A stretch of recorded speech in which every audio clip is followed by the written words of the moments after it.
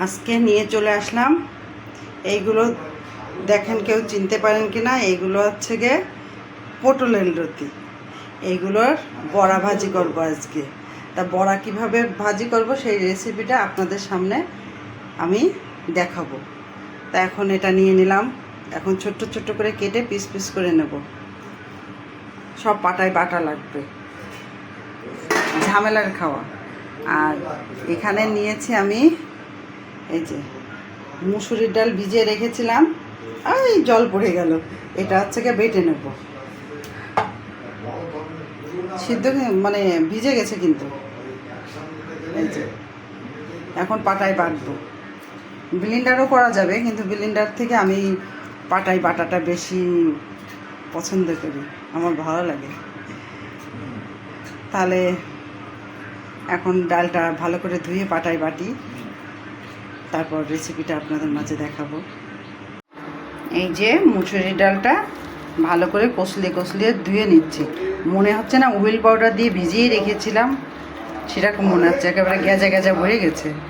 এখানে দেখেন এক গাদি থালা বসে, এগুলো মাজতে হবে।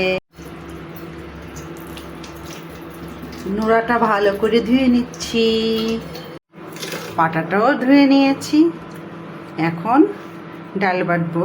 তাতে ডালটা তুলে দিয়েছি, এবার ডালটা বাটা শুরু করব।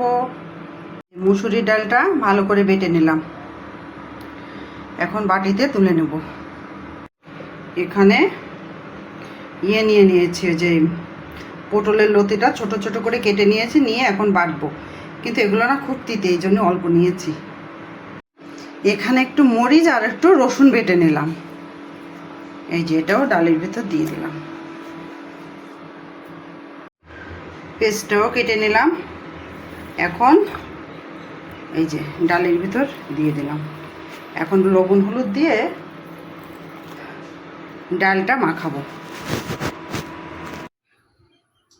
একটু হলুদ দিলাম,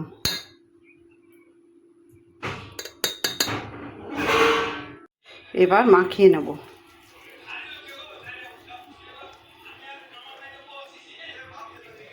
এই যে এক একটা করে সেই পটলের লতির বড়া ভাজি করছি, সেগুলো দিয়ে দিলাম।